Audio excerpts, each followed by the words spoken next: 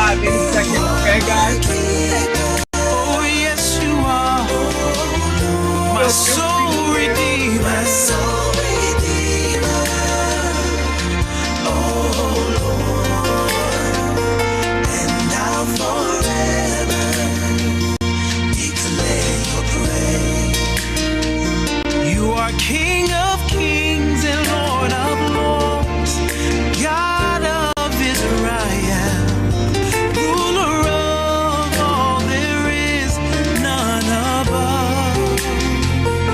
And for my sins you did yield toward the cross. I kneel and I'll forever. You are King of kings and Lord of lords. You are my healer, ruler of the healer of my body and my mind. And for my sin, you keep me safe and secure. And you redeem my soul, Lord. I live because of you. I will forever, with every breath in my body, I'll declare, you are my healer, Lord. You are my keeper, God. I couldn't make it without you. I couldn't live without you, Lord.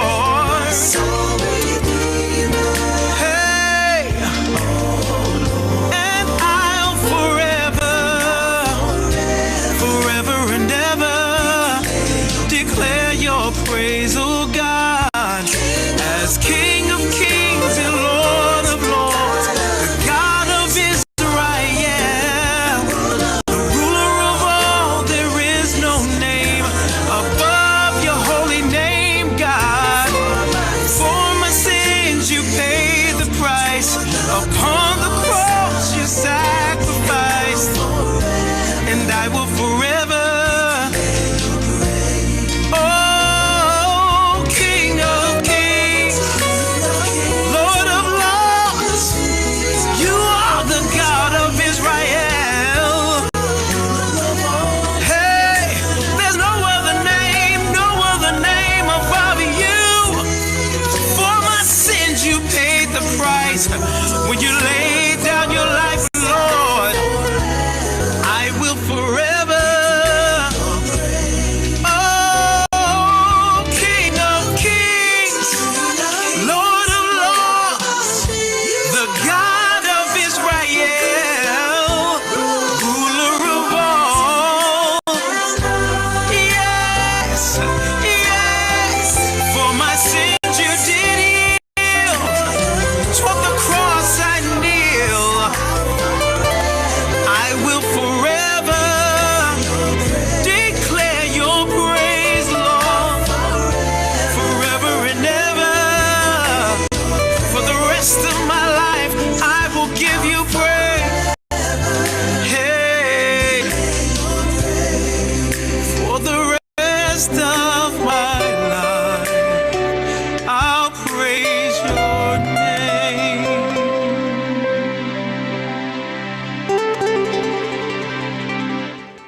Yes, yes, yes, yes. Hello, everyone. How is everyone doing? Hello, ladies. Good evening. Dr. Lucas, Nicole, so glad to have you. The guys should be joining in any moment. I am so very excited to see you guys. I hope they're not scared, Thurston. I hope they're not scared. With all the Listen, knowledge so, Dr. Lucas I'll tell you, my guys, they are scared of very, very little. Very, very little. They may be a little afraid of their wives at times, but other than that, you know, they handle themselves pretty well. I'm very, very confident in them. So I know they'll be jumping on in a moment. I know that Vaughn let me know that he may not be able to join me today. But Randy, expecting Randy to come on any moment, expecting Pastor Darren, Minister Reggie to come on so we can attack this conversation again. So before we get started, just let me start the show, everybody. You are listening to Brothers Living Out Loud, radio TV show. Thank you guys for joining in. Thanks for you guys for tuning in via Facebook Live. We are excited today to continue this conversation around surviving church hurt. And I always have to remember that I always have to remember to put surviving in front of that phrase, because we're not here just to talk about all of the horrible things that have happened to people, but we really want to focus on how do you survive? How do you not only survive, but thrive after church hurt? How do you really overcome it from a spiritual perspective and from a very practical, boots on the ground where the rubber meets the road type of way? That's why I'm so very excited to have Dr. Marcia Lucas with us today, extremely experienced, and not only experienced in psychology, but she knows the church. She's been in the church and around the church, and she has helped the church for many, many years. So we're getting both perspectives here, and that's what I love about this. So we're not just a church show. We like to look at everything from a holistic approach, and that's why you are the perfect person to have on today, Dr. Lucas. And of course, my home girl Nicole gave me a call last week, said, "Yeah, I'm coming on Thursday. And you are actually the one that connected me to Dr. Lucas. So I appreciate that. And I really appreciate you guys being willing to come on and join us today. It makes a huge, huge difference. And of course, my boy just came on. Randy, Nicole was asking, she's like, I hope you guys are not scared, man. I said, my guys are not scared of anything. They may be a little afraid of their wives at times, but other than that.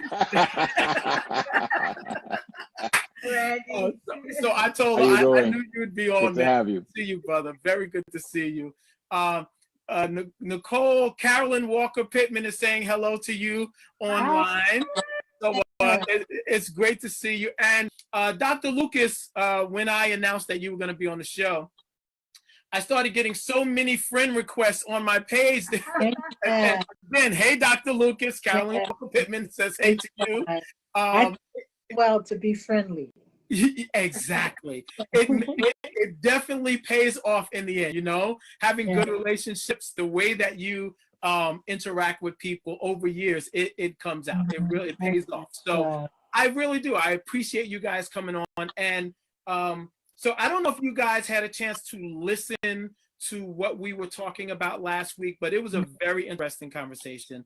I think we approached it in the right way as far as really focusing on how to overcome, not get stuck, in those places of hurt, and understanding that if you do get stuck, it can really damage you and keep you in a place where, the person that may have hurt you can be gone and living their life and forgot about everything that happened, or not even be aware that they hurt you, and you can still be stuck. So it was a really good conversation. So Randy, I had a chance to chat just briefly before they came on. You want to say anything before we start? I know you like to sort of hold on and hit us with a hammer at the end of the show, but it's all good. Introduce yourself, man. As you already said, I'm Randy, and I'm just welcome to the show. I'm glad that Thursday allowed me to be part of this. So I'm just here just as support to my brother. And I'm learning to listen to, I have survived some hurts and things like that through the church, and I have seen other people who have gone through some things, and it's different perspectives on how you learn, how you move through it, how you develop it, because there's a spiritual side to it that can be, as well as the natural side of it. Is God involved in this hurt that I'm going through, and is he going to bring me out of it? Or is it that something that just happened to me and God forgot all about me and allowed this to happen? Why did he allow this to happen? Right. So you hear all these different things that's going on with people, and so it kind of taint their view on God and about life and relationships. So I'm anxious to hear what the doctor have to say. Yeah. Doctor's in the house. Doctor is in the house. We got a doctor in the house. She made a house visit today. Yeah, it's always Excited good. about that. Excited. So, Nicole, so I've known Nicole for many, many years. That's my sister. I love her. I love her energy. I love the way that she just approaches life. She's full of life, and she's very honest and transparent. This is one of the things that I absolutely love about Nicole. We may not see each other or talk to each other for months on end, but when we see each other, it's just like we saw each other yesterday. Yes. The love is always there, the embrace, the the feeling of, man, I wish we could spend more time together, but even if we can't, we know that we're there and we're just a phone call away. So Nicole, just introduce yourself to everyone, let them know who you are. And again, so glad to have you on the show. Thank you, my brother, Thurston O'Neill. Like he said, we've been friends for forever, for a long time. I am part of CCC, Christian Cultural Center. I live in Brooklyn.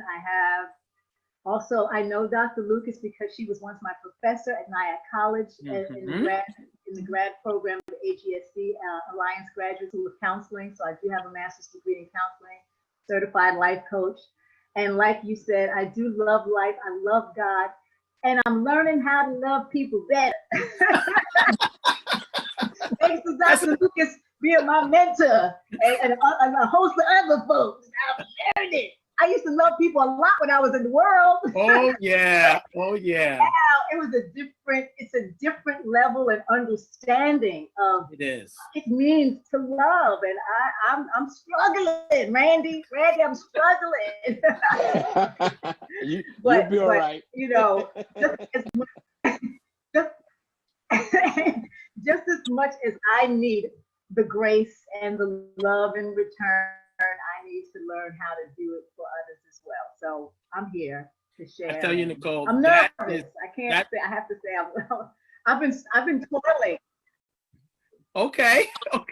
But listen, so I know I can say don't be nervous, but listen, we are very open, transparent here. Like Minister Reggie often says, man, I forget that we're streaming live. So we get really deep, we get emotional. I mean, brothers have shed tears on the show. We're not ashamed of it at all.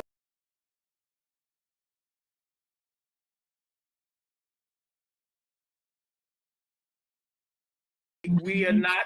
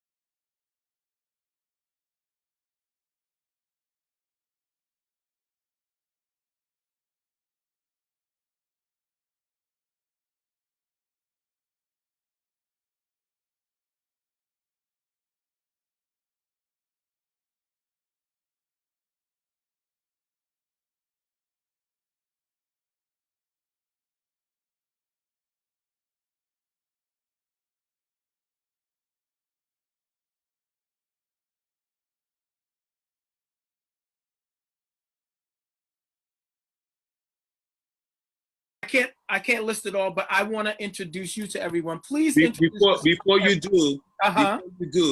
Dr. Lucas doesn't know me, but I was in one of her classes. Oh, really? I was one of her students. Good grade? Well, it's a long story. I don't think it was you. I think you we had to take therapy classes. Yes. Yeah, I remember, and I had to take 2 of them, and they were really good for me at the time. So, Mhm. so it's really good to see you. I know you see, That's you know, a because lot of people. I don't expect you to remember me, but it it's was an awesome course. you was part of I did get good grades on my papers. Yes, I did.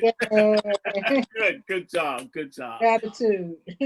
And Dr. Lucas, so please introduce yourself to everyone and let them know who you are. And please don't be shy. Please tell us your background as much as you possibly can, okay? Yeah. Always a little challenging because I was brought up to be a smart woman, but a humble woman. It's always a little challenging to put yourself out there. But I'll just say that I do have a psychology degree, a PhD in psychology, clinical psychology. I focused on children, adolescents, and families. So that is a nice segue into helping the church, which is family. And before that, I was a pediatric nurse practitioner. Right. Nurses are great therapists. There's nobody a nurse. Once a nurse, always a nurse. I've worked and taught medical residents at Montefiore Einstein, another great place to have been taught and teaching social medicine doctors who are now all over the world, and who are now eye doctors. And then going to NIAC, my favorite job of all times. And I was there about 20 years, like part-time as an adjunct, and then full-time as administrator and director and teaching, where I met Nicole and so many other students and alumni who I still keep up with on purpose. Nice. On purpose. They used to call me mother. I hated it. I thought they were ruining my life. But a few years later, I'm like, okay, maybe I can step into those shoes. And I'm going to talk about why I didn't want really to be mother. Okay. To do with church hurt. Really? So I've done all of that, and now I'm a certified life coach. I've had a couple of private practices. I've been in some great churches. I've heard by one, but in a lot of great churches, and resolved that church hurt from, maybe 20 years ago. I was very young, and resolved that. And as you were saying, Brother Thurston, I did not want to do church hurt as a topic. I thought it was too bloody, too messy. I didn't want to get my hands in that. I couldn't find anybody who was calm enough to talk with me about it. Everybody was so wounded. Yeah. I'm like, I didn't want all that pressure. But then I listened to you and the brothers, and I must say, Nicole, these are some great men. I listened to them, and I thought they were all doctors. All on that level. No matter what level you are, guys, I really admire you. My hat is all. I have much respect to you. Wow. And Thurston, I felt like I've known you a long time. Right. So, exactly. And it's so wonderful to have men start this conversation. Yes. Where sometimes women think the man is always the one to hurt us. Right. Not always true, maybe some of the time, but not always true. Right. Yeah, so I'm just coming from a clinical background, a lot of church work. I put a lot of church people in hospitals. I'm sorry, guys, but I had to do it. Wow. Walking around that wounded. Okay. So I did that so that they could get through easily. And now I am doing something maybe a little more practical, but my heart is holding healthcare, dealing with the whole person and dealing with the whole church, dealing with the whole church, the Asian church, the Latin church, the white church, the African church, the Caribbean church, the Black church. I see it all as the body of Christ. The body of Christ. That's wonderful, Doctor. And the body gets a little sick. And truth be told, we all are a little sick trying to get better. Absolutely. So it's an honor to have you here. I love the way you approach everything, even in our text, the way you were laying it out and even describing it. So I know the term church hurt, it evokes certain feelings in people, right? Yeah. Some people it makes them afraid because maybe they know that they've hurt somebody in the past and they don't want it to be broadcast. Some people, many times, you know, when you go to conferences, everything, they do make this, they make the declaration at the beginning. Listen, if this subject that we're talking about, Yeah. you know, is a trigger for you, you know, they let them know you could step out, and there's people that you can talk to, and there's people that can help you through this moment. So I would probably say the same thing. If this triggers you in any way, please feel free to reach out to myself, to Dr. Lucas, to Nicole, to anyone here on the panel. If you could shoot an email to lolradiotv@gmail.com. And even if I'm not able to help you, I can refer you to someone that can. So I think that's important. And thank you for reminding me of that, Dr. Lucas. It's important. So church hurt, we talked about it a little last week, and even in my conversations with you, you had a perspective or a type of narrative, a language that placed around this. Could you explain that a little bit to us? Yeah. I guess I wanted to start out because this is solution-based, what we're doing. Yes. We're not trying to get expose everything because it's already exposed. I don't think that's your purpose. Right. We want to expose the issue and not the people. Because Yep. we still cover them because we don't know what stage of healing they're in. Right. The perpetrator and the victim. That's not for us to do. I know I don't want to take on that role. Right. So here just to put the balm of Gilead on there. So I just want to read that scripture since we're healing. And this is my kind of holistic approach. Like, because I know Brother Thurston and some of you are from a very well-known, prominent churches. At least I'd be remiss in announcing my own church. I do live in North Carolina now. Don't ask me how, but I'm here. And that's North Carolina. God bless my pastor, Dr. Kevin Williams from New Jerusalem Cathedral. Nice. You know, we still have to kind of go back into that protocol. Oh, that's the protocol. That's the church protocol. We know that. Absolutely. At least I hurt the church. Right. No, Exactly. We to do that. We're trying to give respect where respect is due. Absolutely. Yeah. So Jeremiah 8, and this is something that's dear to my heart, and Nicole may remember me saying this particular verse a lot. And I just want to challenge people who have been hurt that in the 22nd verse says, is there no balm in Gilead? Is there no physician there? Why then is there no recovery for the health of the daughter of my people? So I just want to say, I'm trying to bring the balm. Drop bomb. Yeah, but I want to bring, now the Bible says the balm, like it didn't use hip hop language with that. The balm is still an ointment, a salve, something to soothe you, something to help you to recover. Of course, this verse is not talking about what we're speaking about, but we're just to extrapolate from that. So I just want to say that. And then I want to talk about the family model. This is such an intimate topic. And I think the church is an intimate, dynamic, forceful entity. Whatever church you're from, if it's a mega church, a small church, a family in the house church, the definition of church to me is an organized religious group from a home, a building with a designated leader and followers following a doctrine or some kind of creed. So there's diversity in churches, there's diversity of people, but it is a group of organized people who are following a leader. Those leaders are sometimes in control and can be held accountable for what we call hurt. So, you know, if defining that as the church, we want to then look at what is hurt.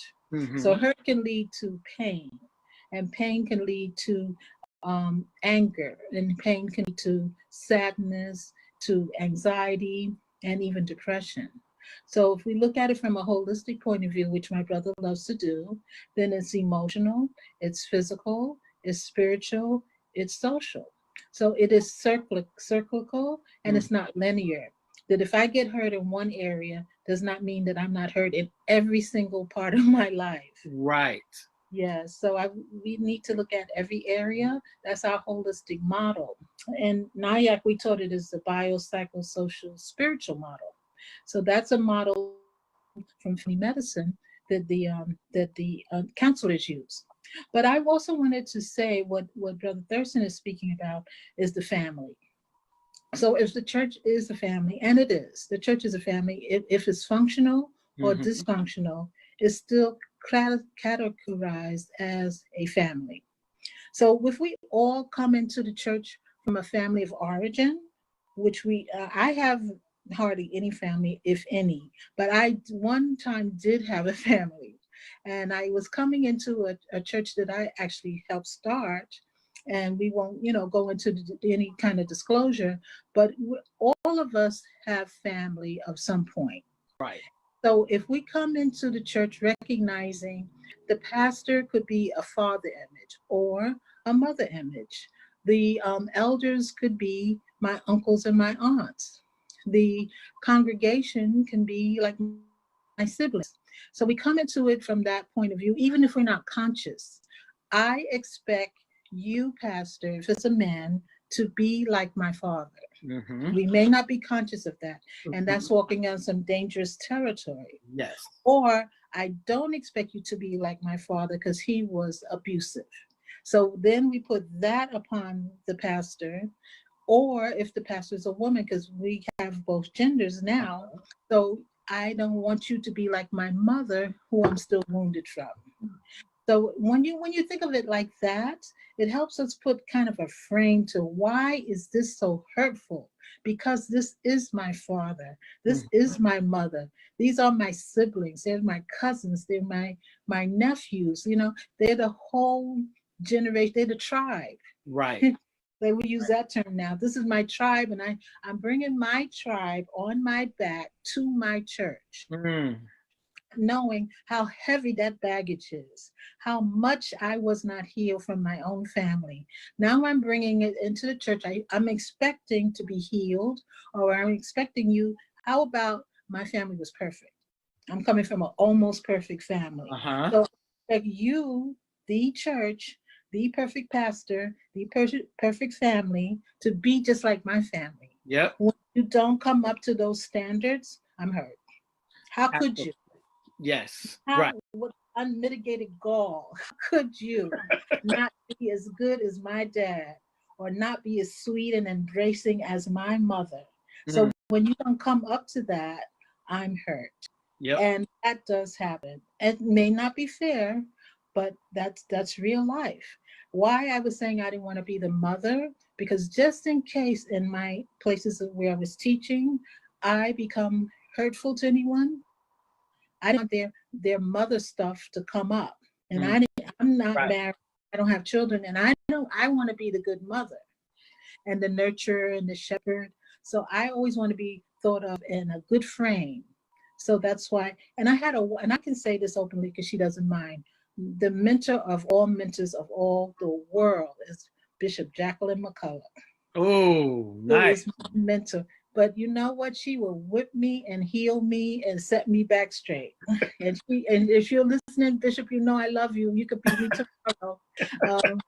But I had a tendency, because I love her so much, and I slipped and called her mother a few times. She corrected me. She said, "I am not your mother. I'm your friend. I'm your mentor. I'm maybe a surrogate pastor." I didn't understand at the time. She was taking herself out of that equation. She was taking herself from that pedestal. She said, "Don't you have a loving mother?" I said, "Yeah, but you're like a mother." She said, "But I'm not." I appreciate her to this day. And she's still saying that. Wow. Still saying. And she said, "And don't you call these men you daddy and poppy and your father? Didn't you have a good..." Now, my mother said that. "Don't you dare call these men of God your father, or dad, or pop." Right. And that's cultural, maybe. Right. So you had a good father. He might not have been all well, but he was a good father. Right. He wouldn't allow me to do that. But I just want to say, looking at the family model, that's why I think we get so hurt. Right. So we touched on that last time we were discussing it, but the thing that you mentioned that we did not touch on, we did talk about the church sort of representing a family of sorts, but you talked about also family of origin and how big of a part that plays in Yes. how we view pastors, deacons, other congregants. It plays a major part in how we are going to interact in this body of believers as our family. It affects not only the way we interact there, but the way we interact on our job, the way we interact in relationships and all of that, Amen. Where there are people, there are relationships. Where there are relationships, there is a proclivity to get hurt. Right. Can you take the chance? Now, having been healed from your family of origin, you may not want to take the chance, and you are skidding on dangerous ice because something is bound to happen. We are all human. That is not to give an excuse for any pastor to do abuse of power. Right. No excuse, but to be expected. Because I think what we do is idolize our leaders to the point where if they fall just 1/10 of a millimeter, they're all bad. So we have this black and white model. You're either all bad or all good. So there's no balance. There's no room for error. You need grace because we don't always do everything right as a congregation. I've never been a pastor, but I've worked with pastors. So I can take the side of the congregation and that of the pastor and try to cover both. Right. And another point before I forget it is in our being transparent and genuine, sometimes we become naked. Now we don't want to be naked. It's a bit much. We just want to be real, have our feelings, say the truth, expose things to a certain degree, but do not show your whole body. And just don't, cover up something. Right. So that's interesting that you say that because I have this conversation all the time. I think transparency is powerful for leaders, being able to say when they've made a mistake or say where they've fallen short. I think that's important. But going back to what you said, you can't be absolutely naked. There has to be some type of a distance in between. Totally understand that. And I'll tell you personally, I viewed leaders in the church as growing up, they had to be perfect. If they weren't perfect, I didn't want to have anything to do with them. And as I've grown and made my own mistakes and needed that grace from my daughters, from my wife, from my friends, I start to see, maybe I was a little harsh. Maybe I was a little harsh with pastors. So Darren, you're a pastor. I know that, you need that type of grace also. So what are your thoughts on what Dr. Lucas is sharing? And do you have any questions for Dr. Lucas at this point? I mean, so far it's just been so loaded. Yeah. Well, first of all, hello, God bless you, Dr. Lucas. God bless you, Pastor. Hello, Sister Nicole Brown, Minister Reggie, and to my good friend and my big brother, Deacon Randy. Thank you for letting me go ahead of him again. Okay. So, there was a number of things that she touched on, but there was one thing that I would actually two things. One thing is how this level of expectation develops in terms of associating parentage with pastors. And there's another side of it. And that's when the pastor actually postures themselves in a parental role. That is a whole nother level of expectation. And subsequently, when those expectations are failed, that brings us to this whole thing of church hurt.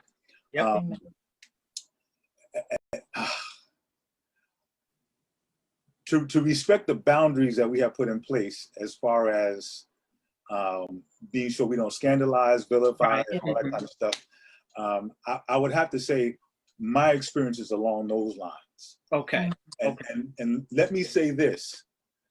Sometimes, oftentimes not an intentional thing where a pastor will posture themselves as a parent. what happens is sometimes as pastors, we become victims of the success of our ministry. So that if you're doing something, and being a shepherd, even if you just do it halfway decently well, okay, oftentimes you're going to enamor yourself to people. Yeah. Because they're being exposed to you and what you do, oftentimes on levels that they don't often get the chance to partake of. Okay. Case in point, I was raised in what I call a uniquely headed household. I don't like the term single parent. Okay. To me, it has a stigma that comes along with it. So I say uniquely headed household. Okay. And then the parents of those households are what I call leaders of that household. Right. So, and we had shared this before, but my parents separated when I was 9 years of age. My father and I didn't have a relationship reconciled until I was like 28. So what happened was, by default, the pastors that I came up underneath became vicarious fathers, okay? Right. And sometimes a combination of the absence of a father or being exposed to what was supposed to be father but not having been the greatest.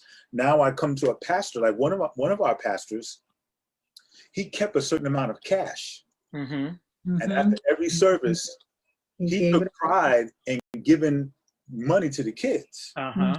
And one of our pastors would tell my mother, take the kids by White Towers. It was White Towers back then. Okay. I'm young. That's way back. I'm just giving you his terminology. White Towers. I see Randy looking to the side. He don't want to expose himself. We already know how old you are, man. He was saying, so what happened is, it wasn't a thing where he set out to do it. He just became father. Right. Okay.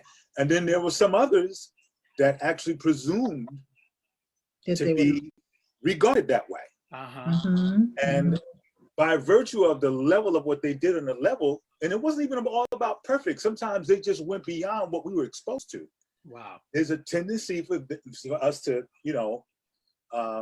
embrace them on that level. And then when there's the failings, oof. Wow, it's bad. It's brutal. Yeah. That's the first thing. The second thing is, as far as the transparency is concerned, I agree 100%.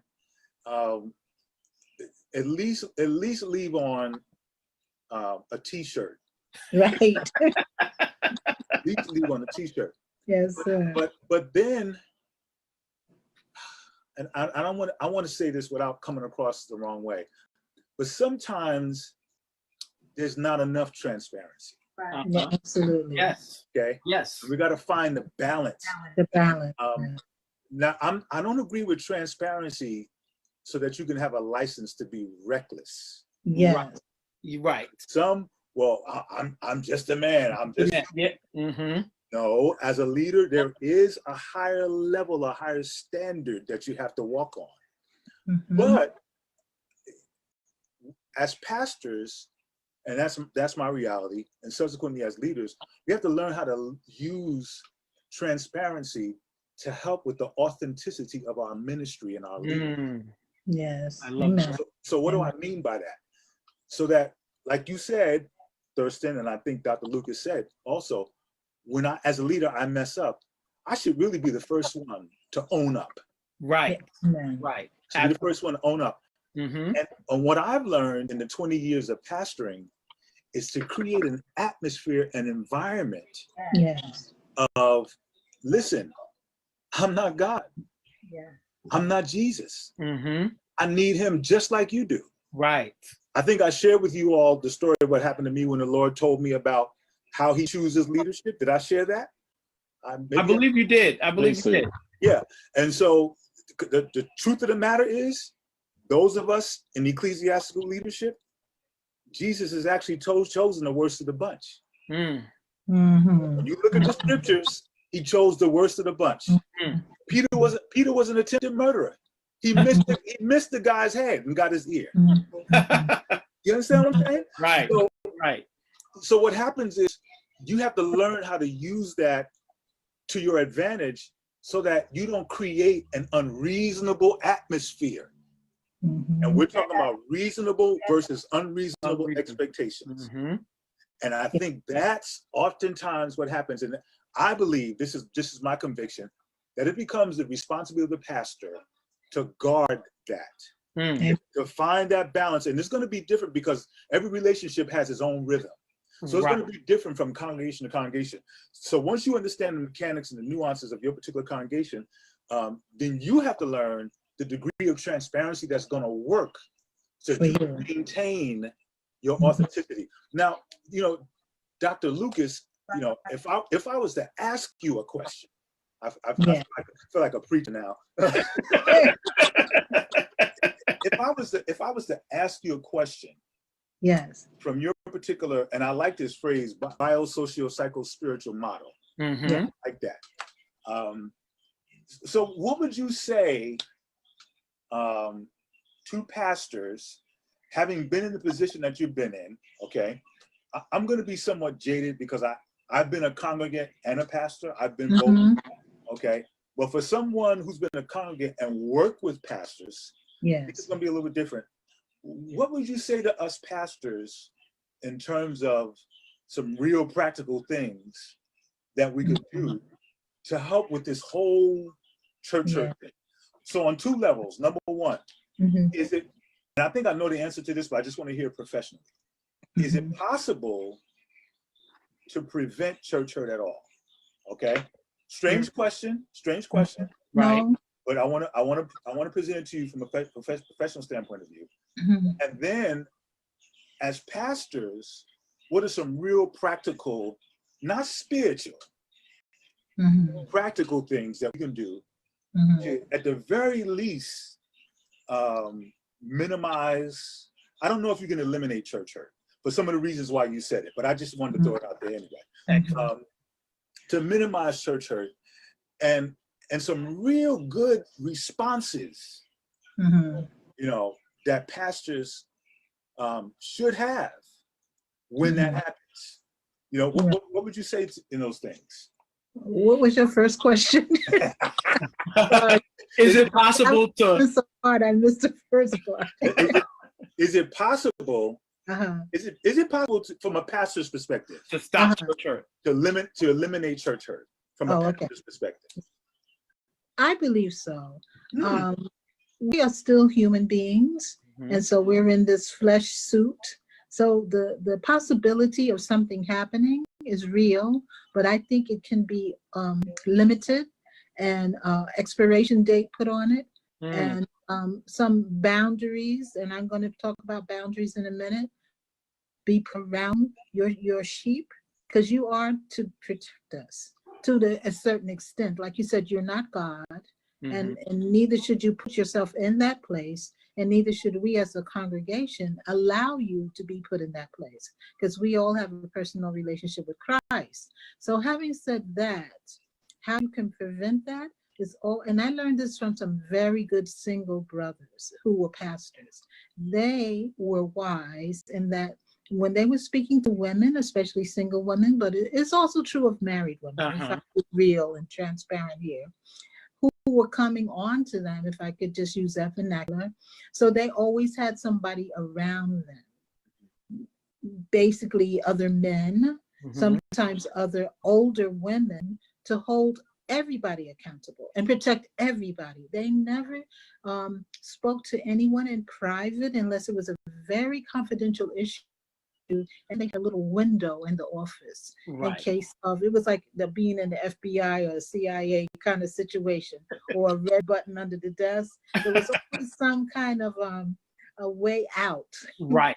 Even a panic button. A panic button. So the women or men, I gotta say that, because everybody can get hurt and abused. There was a way out of too much familiarity. I think that we as women and men, in the light of wanting to be your friend, wanting to be your father, wanting to be close to you, wanting to be intimate, become too familiar. I used to get up in my church and speak to the pastor and tell the women, watch how familiar you are with the man of God. He's not your father, he's not your brother, he is your pastor. But it was up to him to support what I just said. Now, if I do this whole speech of don't be too familiar, and then you take down the boundaries, what am I supposed to do? Right. So right. I'm trying to this is not your buddy. You're not hanging out. You all not doing, hopefully not. But that's another thing. Not Right. too much hanging out, because in our culture, we're used to hanging out with the pastors. You know, you go to dinner, you go to this thing, you go to that thing, and that becomes really a bit much, you know. Like you said, the pastor always had money. So then you go to him for money, and then you go to him to hang out. And then what happened to him as pastor? So even though that's all really nice in the biopsychosocial thing, and so that gets real social, there's a limit and parameters around how intimate you are with your congregation. Right. My pastor, I think he does a good job, because he's intimate with us from the pulpit. I've never seen nothing like it. He will talk to the people from the pulpit and say, what do you think I should say this? And maybe he's going to be a little risque. He said, should I say this? And they said, no, pastor, that's, we got it. Don't say that. They're like, all right, I got it.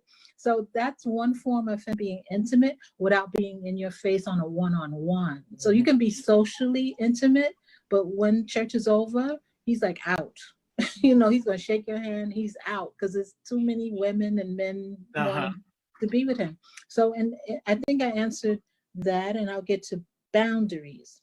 Okay, Pastor, am I going in the right way? Absolutely. Yep. I think you're good. The real pastor. Mm-hmm. Yeah. Yes.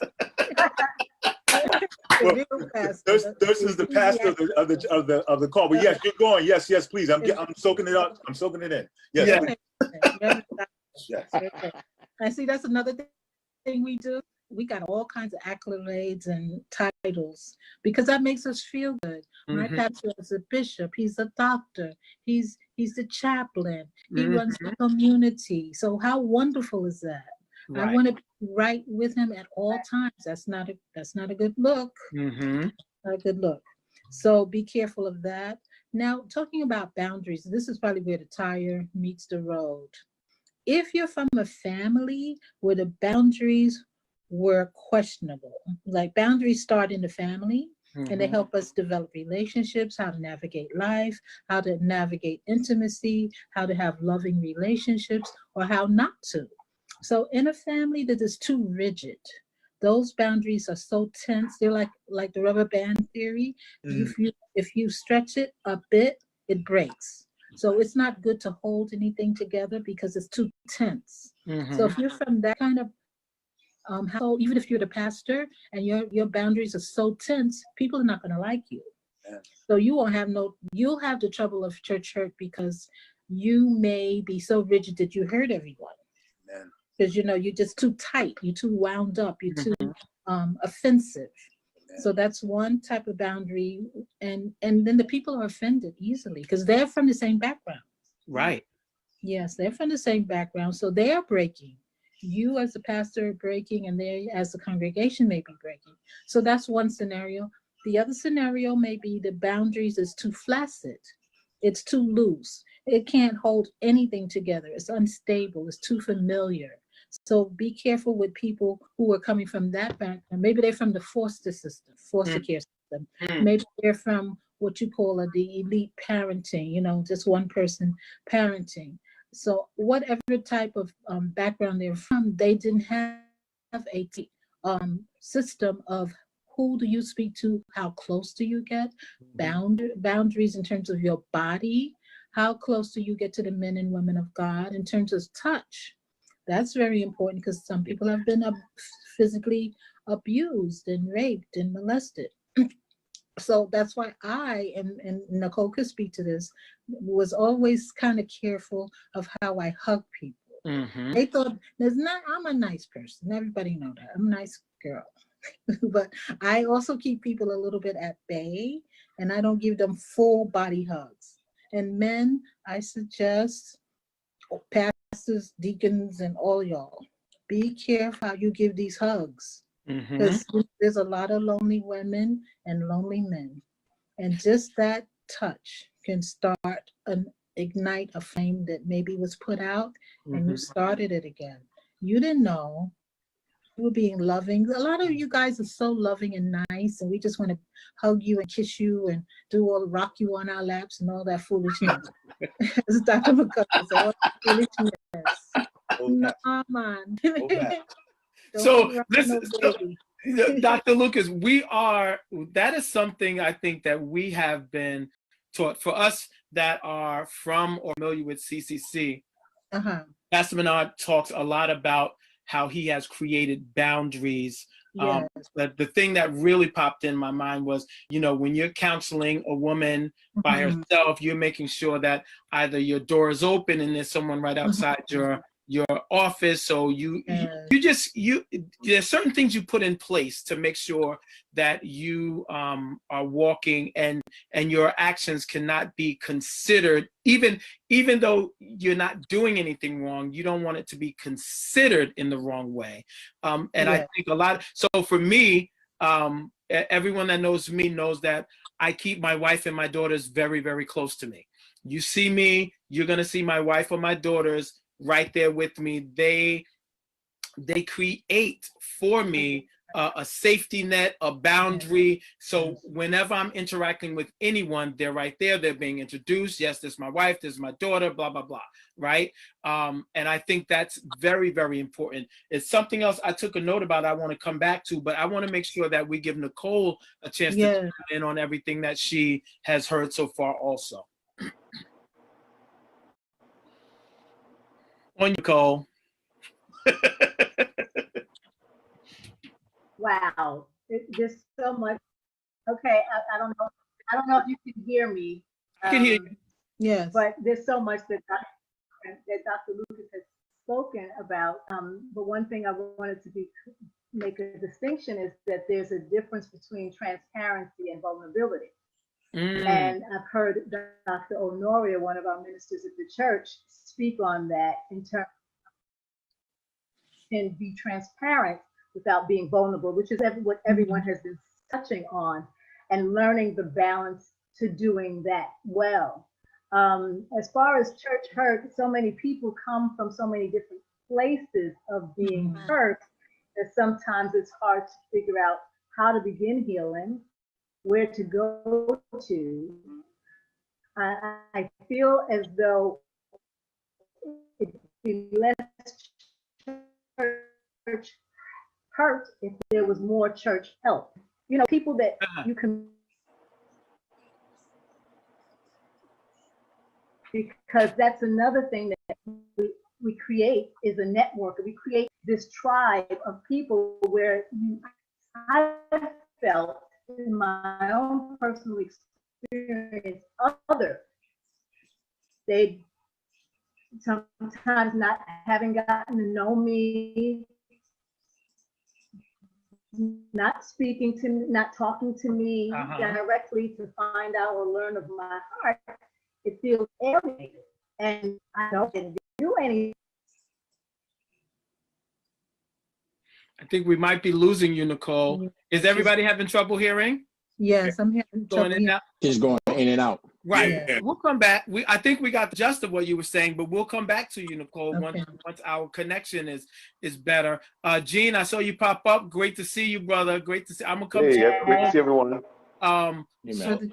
And it's funny because Nicole, I thought you were actually gonna say exactly what I wrote down in my notes. The difference between, because this is something that Pastor Darren and Dr. Lucas talked about, the difference between transparency and familiarity.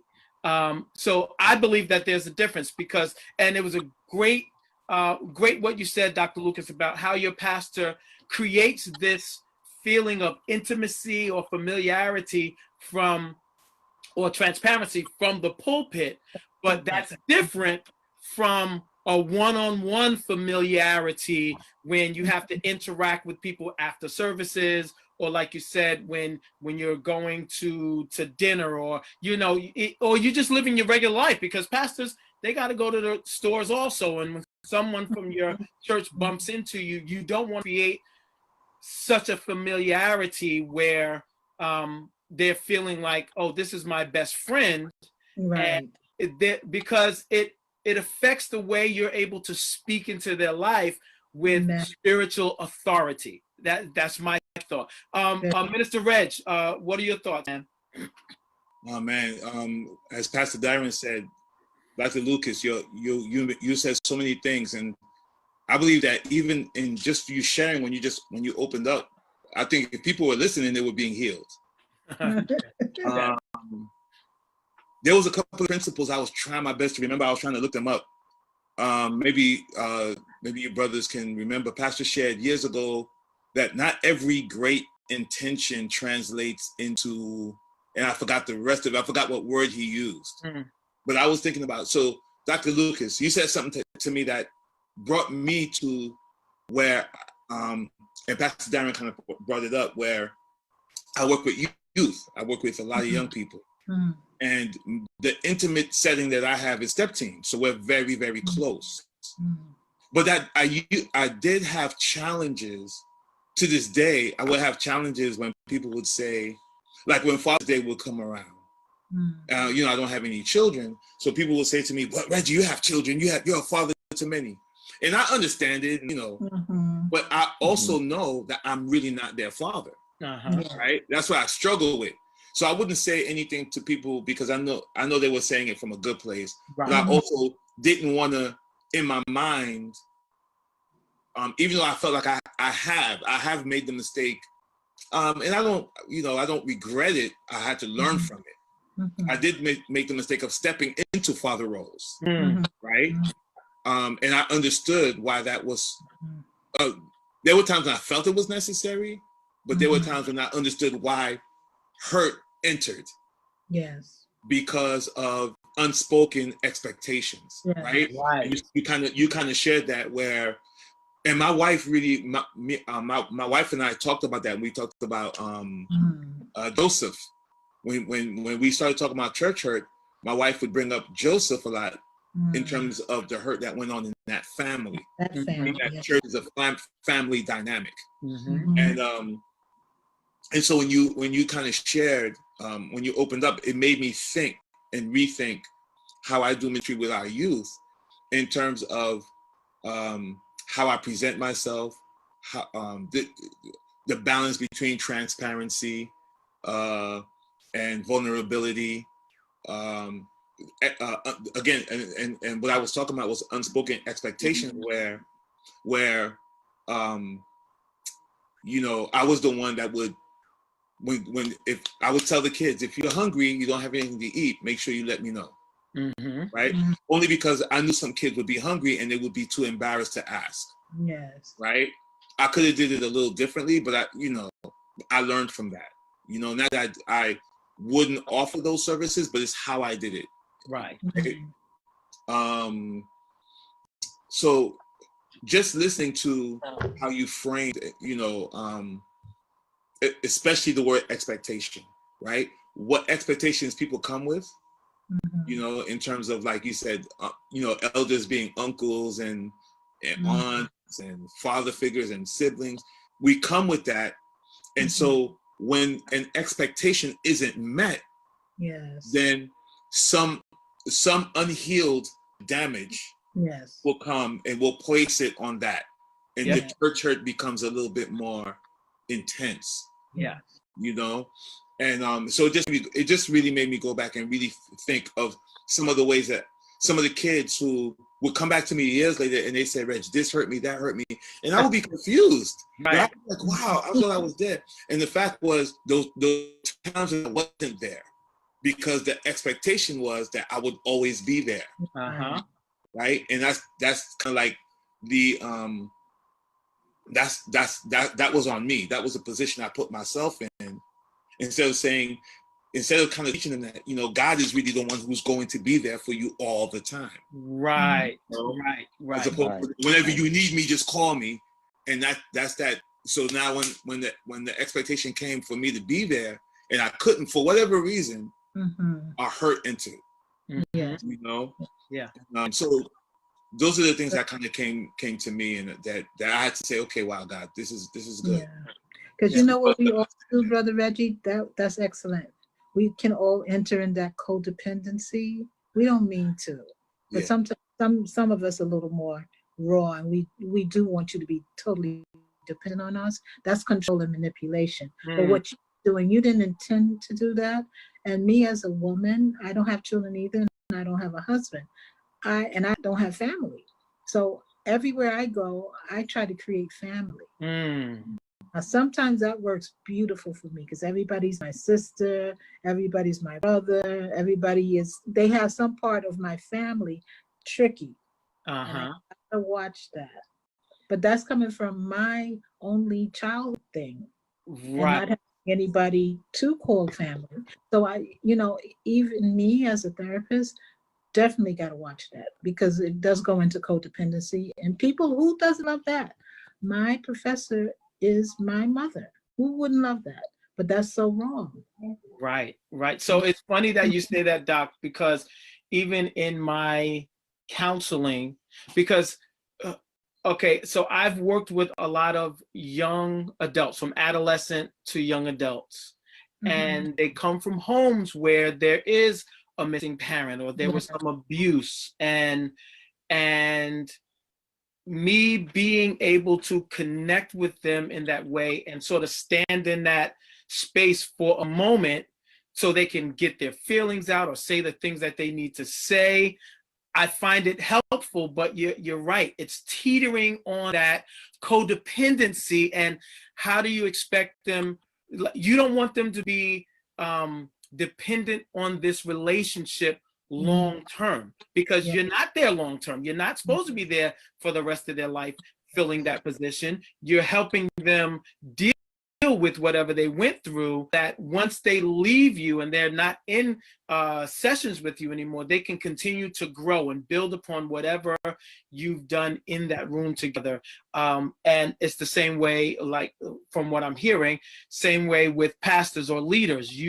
You want to be able to help them wherever they are, but you don't want them to depend on you for their for their sustainability long term. Amen. Right. I want to make sure I come back to you, but Randy, I see you shaking your head. Is there anything you want to share, or Gene, anything you want to comment? I want to say that, as listening to everyone, that one thing I learned, coming up in church and seeing a lot of stuff and being involved in a lot of stuff, is that as leaders, there had to be boundaries set. Because when you talk about familiarity, the principle that was taught that familiarity breeds contempt. So now when you start to become more familiar with a person, you start losing that respect and you feel that you on that person's level. Wow. You come in, it's like, say, like me and Pastor Darren were friends growing up from the days. Now he's a pastor. But I feel, because I know him from the days, that I can come into his office and bust in his office anytime I want, because I know from back in the days. And I lost that respect of that title, that hat that he's wearing now as a pastor. Right. So even though for myself, when I'm dealing with ministers that I know, people who had became bishops and stuff like that, I could still call them by their name, but I don't. I call them by their title to give them that respect. And a lot of times, I think that ministers sometimes they don't. See, I'm big on teaching, because if you don't teach, the Bible talks about you're not, when people are not taught, they perish. You're not learning anything. So you have to teach them. Because other than that, I mean, even when you're dealing with young people, as close as you might be with them, there must be that respect that you must make them to maintain, or else they will step out of that and think that you're on their level. For me, I was always a person that, like when I dealt with young people and was dealing with the youth choirs and stuff like that, if I had to give out money to somebody, I would not give it to them directly. Especially if it was like for a young lady I have seen that might have needed a blouse because her family didn't have the money. I would give it to another young lady, another youth leader, and say, here, I think she needs to give her this, but don't tell it's from me. Right. Because I have been in situation and have seen where people take advantage of that, where you have families who don't have, and then you have the men that would take on the role of a father.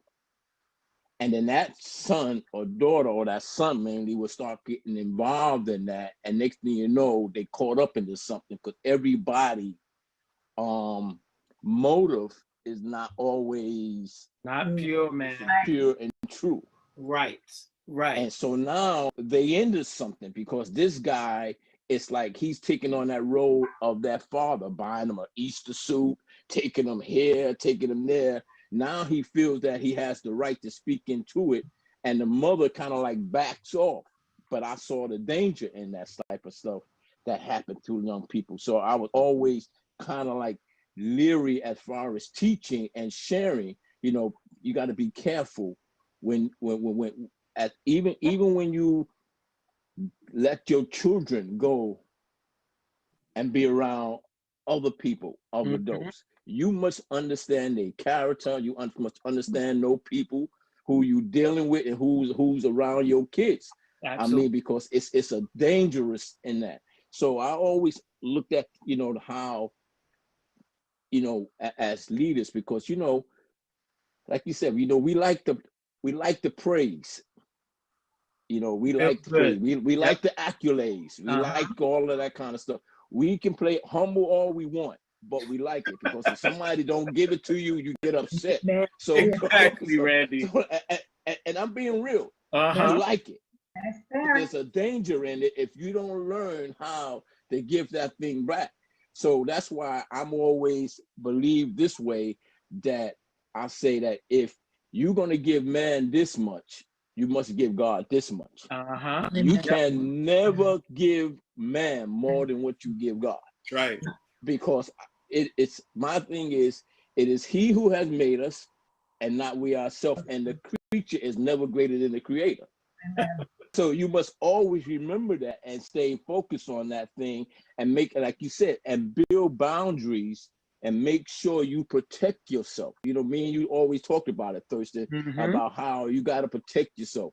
I'm a guy, I come to church, I do what I go, that's what I got to do.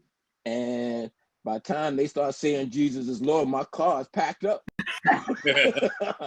my instruments are in my bag. Yes, and everybody saying, and they see me headed out the door before, you know, and I'm out. I got a question. Around because I've been around it so much and seen what it can do. So you have to learn to protect yourself. I'm telling you, because it's dangerous. And I'm gonna be honest, because that's the only way that I can be. That I'm gonna be, because, you know, sisters can be very, very aggressive. You know, brothers can be very, very slick. So you get caught up. I mean, I know we come to church and everybody, oh, you know, grace and peace, my brother, or grace and peace, my sister, and all this kind of stuff. But there's a lot of trickery in a lot of this stuff. So you have to be able to guard your heart, to be able to understand, so that you won't get caught out there and get caught up there, because you could become so vulnerable to what's happening. And next thing you know, boom, you caught up in this web and you don't even know how you got there. And it can happen really fast. Because like I tell you, I live by this principle. I live by this word. Warning comes before destruction. And I live that. I preach that. Teach that. I'm not a preacher, but you know, but I believe that. I believe that word and stand on it, because God will give you a warning and allow you to see the signs. But because you so caught up, you ignore the signs that he gives you, and next thing you know, you caught up in this web. Absolutely. You know, so for me, Dr. Lucas, the thing I would like to ask you though is this. With you dealing with people that are hurt, now maybe I should wait on this but I'm gonna throw it out there now. Maybe you can answer it. Have anything that you have ever really came across that really affected you in a way? You know, because my thing when you're dealing with pastors, you're dealing with psychologists and people that are dealing with people. I'm always with a person like kind of skeptical of that. I'm like, man, why I'm a Christian. I don't need no psychiatrist. I just go to Jesus and take it to Jesus. I'm taking it to Jesus. He said to cast my cares on him, and that's what I'm gonna do. But now as I got older, I started to see the responsibility that these people have. Because even like when I'm watching television shows and I'm seeing them people go to psychiatrists and they sitting there and I'm saying, how in the world they able to handle people problems and they got problems themselves? Right. And and then they going into and then they open up the medicine cabinet and they pour themselves some medicine. and I'm scratching myself head like, how in the world, they dealing with all these issues? That's a great question, Randy. So my thing is, you being a doctor that's dealing with these people, how does it ever affect you? Do you allow it to affect you? Because I understand the power of transferring of spirits, and sometimes people can take those things home with you, and so and I know you have to be able to deal with them and then release it. Right. So how do you do that, Dr. Lucas? Yeah, that's a great question. And it goes into church hurt, because if I'm the person that one of my bosses who I love dearly, said that I'm like the handkerchief for tears. And she's a Latino woman, and it sounds so much better in Spanish. She said, "You the handkerchief to tears, and I'm the whip that's going to get them." So we were good and bad cop. So as I'm the handkerchief for tears, a lot of pastors are too. So we are vulnerable because we've been trained. We're called. We're intentionally about healing the hurting within. And if you're called to that, you're going to automatically kind of go there. But boundaries come back like, okay, I'm in church now. This is not my private practice, but I do care about you. So I'm going to talk to you, and when it gets too deep, I'm going to refer you. And so should the pastor. My pastor has a dual background as divinity and something in counseling, but then he knows where to step off. So when it gets too much, he refers them to somebody, Right. And when you're doing the referrals as a counselor or a pastor, please have that list available, because you may say you have it. And then they'll say, okay, where is it? Well, where are we going? Where's the resource? And you don't have it. So my answer to that is every therapist and every pastor should have a counselor, therapist, or coach.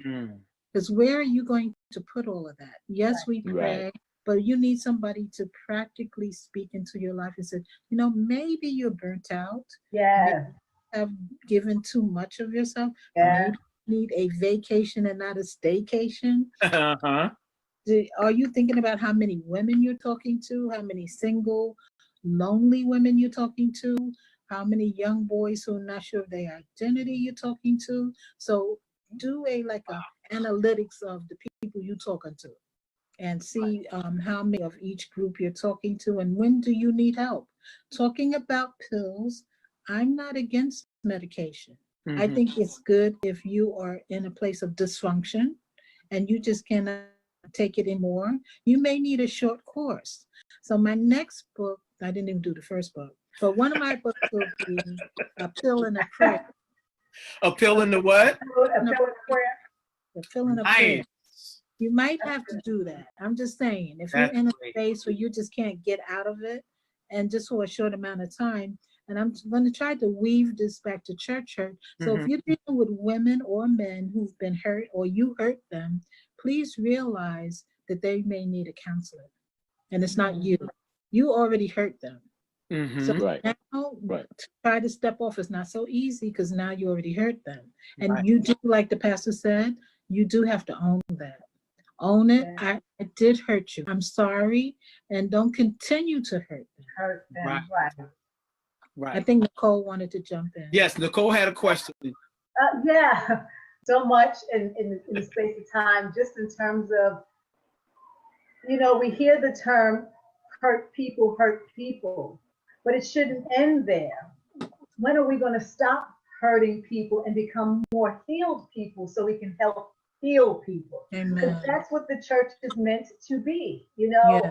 and otherwise we just continue this cycle of hurting each other and bludgeoning, whether because you're hurt from your family, you hurt from burnout, or you hurt from, you know, you didn't get the spot, or alienation. Yes. Could be.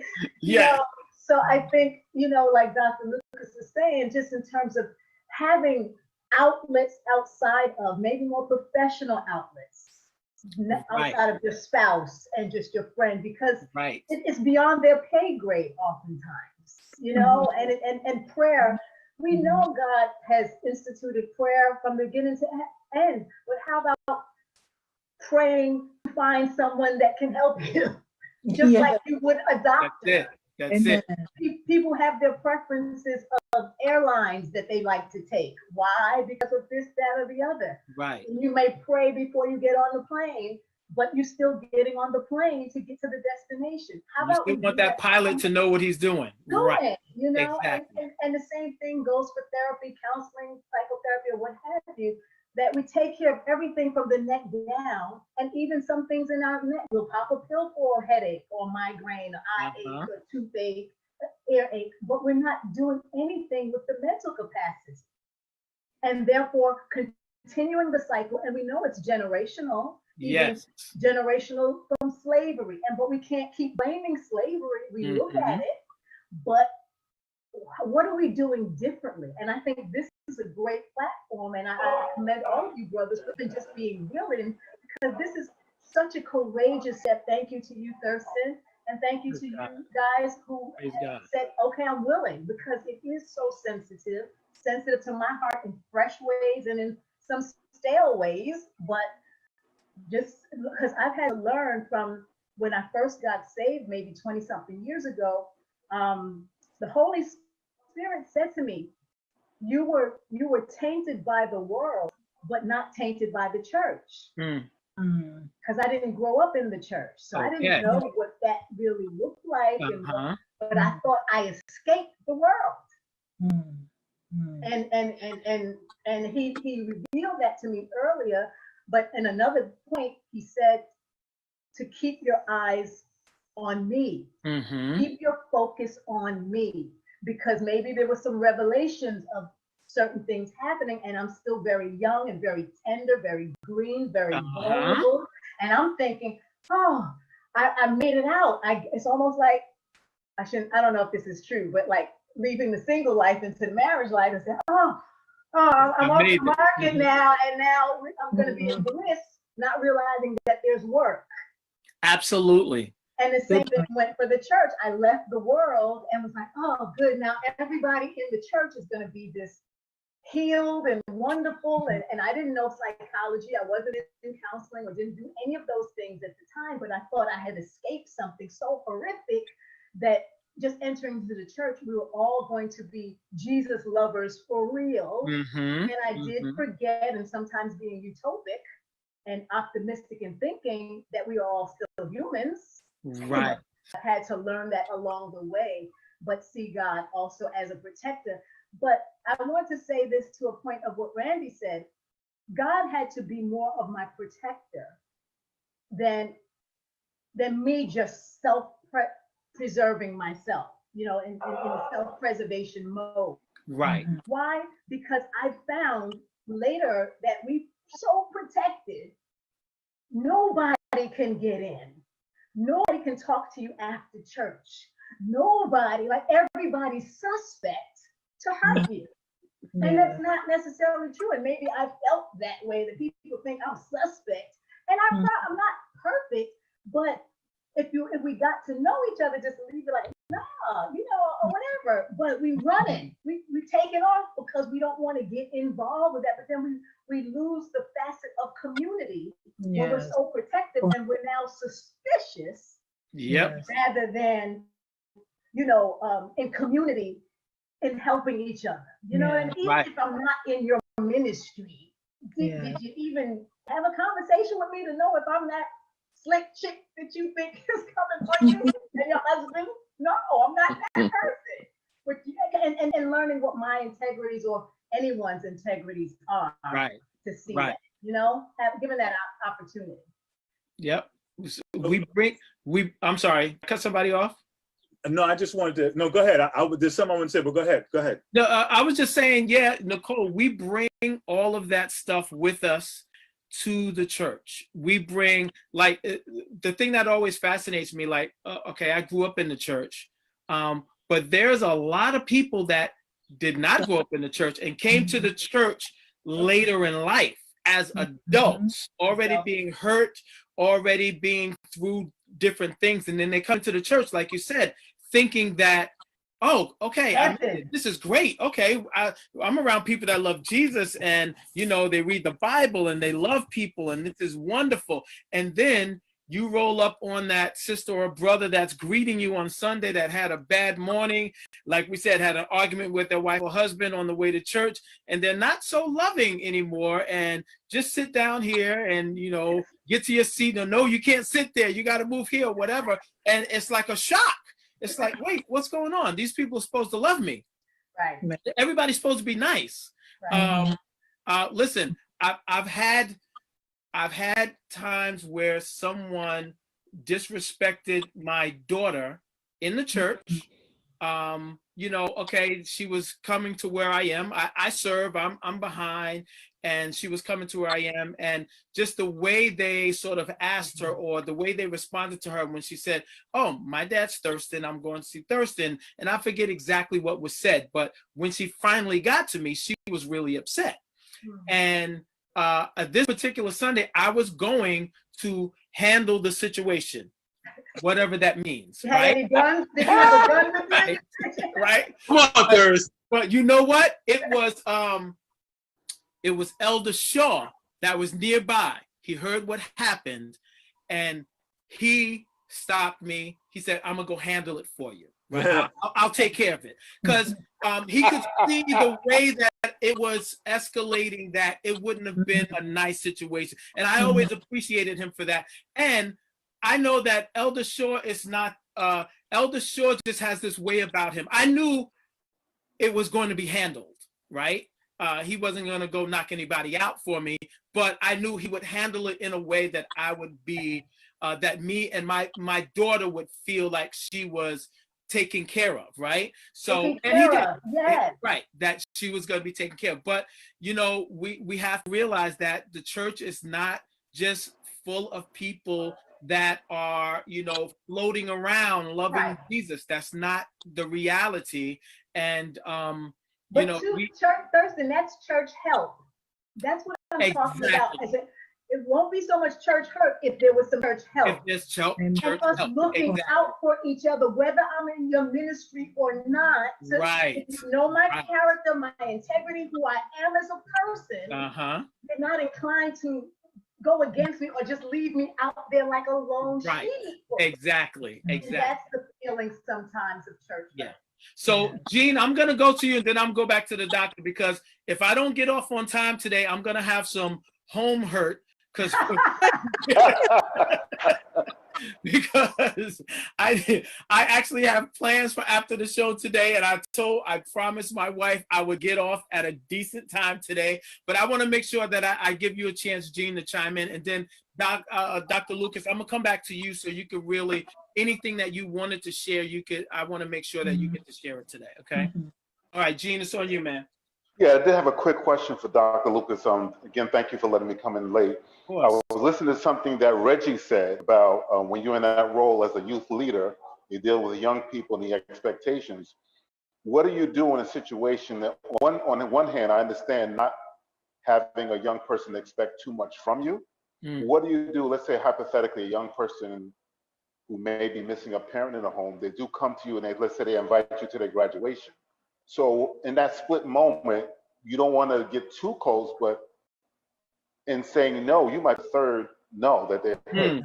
Yeah. That might really take them over the edge. So how do you balance that, Dr. Lucas, Yeah. when a child is looking for that person to give them that level of affirmation? And in that moment, you got to balance between, am I getting too close, or I might be the third or fourth no that might set this young lady off?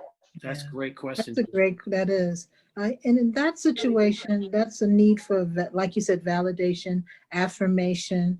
I want to mentor your life. I want to speak into your life. And graduation is such a promotion for young people when they don't have anyone else. I don't see anything wrong with that. As long as you make your role clear. I am the youth pastor. You may not say the words, but you're going to language it in some way. And I'm coming to your graduation. We may even go to lunch. And I'm going to say good night. You're going to your home. I'm going to my home. But I think you're absolutely right. Graduations are so important. These kids may not have anyone else. But as long as it stays as a graduation, where I think leaders have made or created problems is taking it a step further. Look what I did for you. Remember when I went to your graduation, I gave you a present. I did this for you. Something from you. And I don't know if we could do this today. Sometimes that becomes sexual. Especially with young people who are vulnerable, who are coming of age, and grown folks too. You know, we've come of age, but there may be a need. And so if you do one thing, well, you can do another thing. But I think in your scenario, that's fine. As long as you keep it clear. Yes, brother. Can I share this? What I've done, I've been to plenty of graduations. Yes, a lot. And I've always gone with other youth leaders. Oh, okay. So it's more of it becomes more of a family church dynamic. So myself, Minister Dario, other youth leaders. So we show support as a church family, as opposed to me just going by myself. So that's kind of another, if you have a church that big, but a lot of churches are small, and maybe we only have a couple of strong men and figures. But if you certainly have enough people, that is the way to go. I agree. Yeah. So okay, I'm skating on thin ice here, but because you mentioned the sexual part of it, Dr. Lucas, and our other co-host that's usually with us, Vaughn, he mentioned this right before we were getting off last time. So we talked about, how these things fester and can fester for generations because people don't speak about it. They don't talk about it. They don't bring it to the light. And when we talk about sexual relations, inappropriate relations, I just think it's important for everyone to know, male, female, whatever, certain things may be deemed church hurt when there are actually reportable offenses, right? So it's important that we understand, yes, it's church, it's pastors, it's leaders, but certain boundaries, when they are crossed, is not just simply church hurt and I'll get over it and maybe I'll go to sometimes, and I truly believe this, and other people may disagree. They may think that things that happen in the church should stay in the church, right? But I personally believe if you violated someone in that way, that it should be reported and you should be held accountable to what the law of the land says. How do you feel about that, Dr. Lucas? Is that something, how do you feel about that? Yeah, how I feel and how it actually works out is probably two different things. Okay. I've been involved in situations like that. The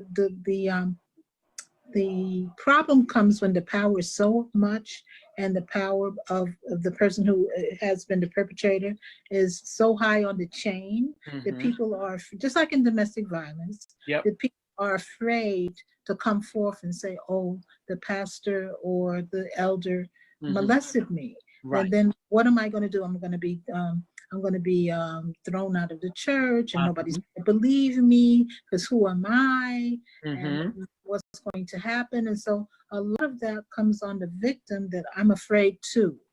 And who do I go to? Because I've counseled a lot of women who said, the pastor did all these things to me. And I'm like, well, let's tell. No, but come on, Dr. Lucas, everybody's going to hate me. They're not going to believe me. I'm like, well, I'll be there. These are adults, right? That's a problem.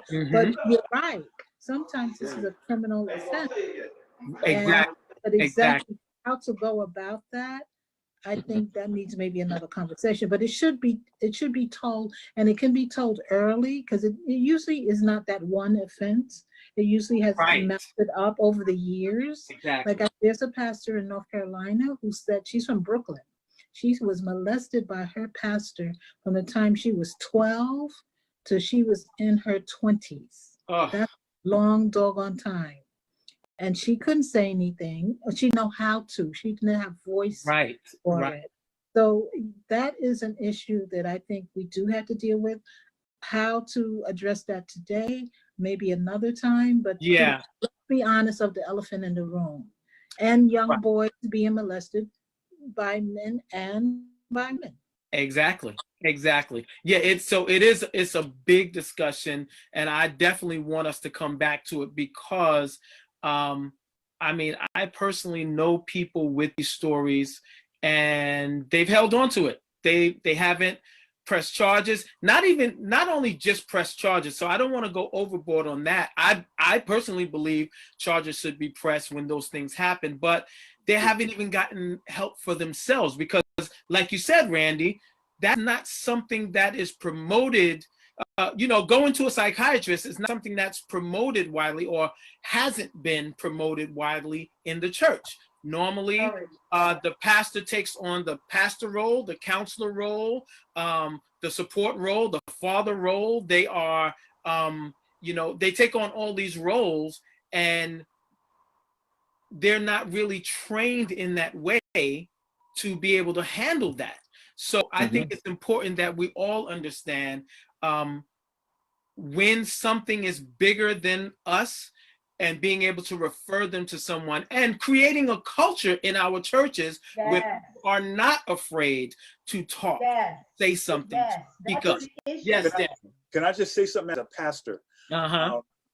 You have an obligation as a pastor to report any kind of criminal activity. Right. Okay. And if we're talking about a 501c3 organization, or even an organization that has been chartered according to the corporate laws, at least in New York State, you're under the jurisdiction of the law. Okay. And I want to say this because I believe this is being recorded, whatever. But if you're out there and you're being subjected to any of these things that we have talked about, say something. Say something, okay? It's not on you to protect someone's protect someone's image, okay? To be worried about the fallout, whatever. As a matter of fact, the more it goes unaddressed, the deeper the damage. Exactly. And as a pastor, I'm telling you, you've got to say something. You've got to say something, okay? And I think that's where we can start. And if it's anything that's wrong, then it needs to be dealt with. Reportable, unreportable, criminal, I don't care what it is. It needs to be dealt with, okay? And there's somebody, if I know God the way I think I kind of know him, there's, I don't know everything about him. There's a whole, and the more I learn, I realize the much more I gotta learn. Okay? But if I know something about God, there's always somebody around that's ready, willing, and able to help you. That's how he does it. And all you got to do is just start speaking up, and now that thing will have domino effect, and it'll begin to take legs and feet on its own. Oh yeah. So if you're listening to us, this pastor is telling you, if you are anywhere near the scenarios that have been pointed out, open up your mouth and start yelling, okay? and talk so it can get dealt with. Please. Thank you, Darren. Please. Thank you, Pastor. Thank you very, very much. Yes, Nicole. like you said, Thurston, I agree with Pastor Darren as well, but there has to be a culture. When we create a culture, whether it's be in your own personal home, your family, wife, children, whatever, same thing goes for our church, any church. Whatever the culture is, that's how we all operate. Right. And it, takes place from the head down usually, right? So exactly. If there's a culture of transparency and vulnerability to a certain extent, and integrity and honesty and trustworthiness, then I think it will mitigate or limit the amount of church hurt and promote more church health. Yeah. And it's a process. I know it's a process. It takes time. Just like we talk about diversity and inclusion and how we, people go into corporations and say, okay, this is how you can change the culture here and put things in place so people feel comfortable. It's the same way with these churches trying to create that type of culture. It doesn't happen overnight, but it takes some fearless leaders. It takes fearless leadership to make it a priority that these things will be addressed in a proper way. And you'll get people the help that they need. Because now, Dr. Lucas, I will say more than ever, in my opinion, and what I'm seeing more than ever, we have people that are professionally trained to counsel people and not just say pray about it, but to really counsel them in a way to bring them to a place of healing. We have them in the church. They are members. They are on staff. And we have the help that we need. Just like I say in my coalition meetings, we have everything that we need in our community to help ourselves. We have everything that we need in the churches to help ourselves. It's just about creating that culture that people feel comfortable that when they do say something, they will be heard and it will be addressed the proper way. It's not easy, but it's something that I believe must happen. Yes. If the church is to move on, we have to do it in a healthy way and an adaptive way so the world can see this is a safe place to be. Yeah. Exactly. That's the bottom line. If we are evangelizing in this time of pandemic and the last days, we have to approach the world like we're better than that. We're not going to rape you, molest you, take your money, put you on the ledge, take your children. We're not going to do that, but we have to prove that. Right. Yeah, absolutely. So listen, I know a couple of us have to run. I have to run. Dr. Lucas, Where you going? Look at going in COVID. I have an appointment with some homemade poor boy sandwiches, courtesy of my man, my very good friend Julian. He posts these videos, so we cook a lot of his recipes, and today is our day. My daughter that doesn't live with us came over so we could all eat together. So we're making homemade po' boy sandwiches, then we're going to visit some friends. So I got family stuff. It's always family stuff. To answer that, I was just teasing. No, I know. I understand. That's just what we do here. That's what we do here. Aaron, I know you got to go. Thanks so much for coming in. Thanks for hanging out. Dr. Lucas, I would love to do this again. I don't know if we could do it next week, but we'll set up a time to come back and really address this. And because there are some things that I did want to get to that we didn't get to. And I know there's some things you had on your list that you wanted to get to. Kind of setting the groundwork. I did want to give 10 tips to resolution, but maybe next. Okay. So all right. People hanging. Yeah. So that's going to be the title of that show. 10 tips. You're going to email me that title because I'll make it and I'll promote it and we'll come back again and really address this and get more in depth. Okay. I love all you guys. Anyone have anything to say before we go? The benediction. Yes. May the Lord watch between me and thee while we're absent, right?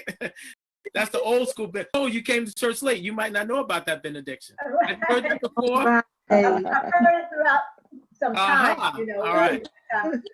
Oh, that I know Gene knows that. I know Randy knows that. Yeah. Yeah.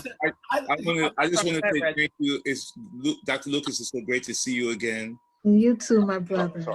And just thank you for taking the time to come in just to minister to us, because as much as it's for other people who may be watching, it's for us.